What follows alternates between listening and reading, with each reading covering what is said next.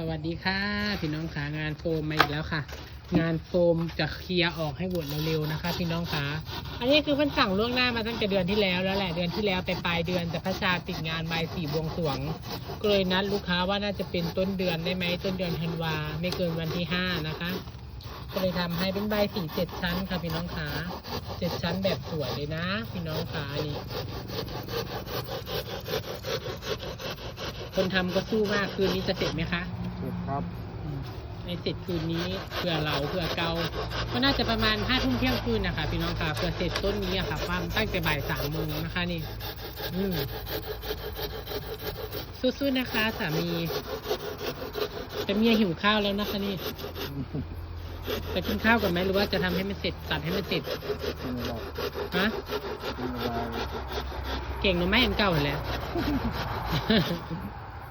จะบอกกินนมข่อยบ่ไปกินข้าวเหนียวดิเจ้าจะกินมาม่าบ่ น้องมาดีกว่า โอเค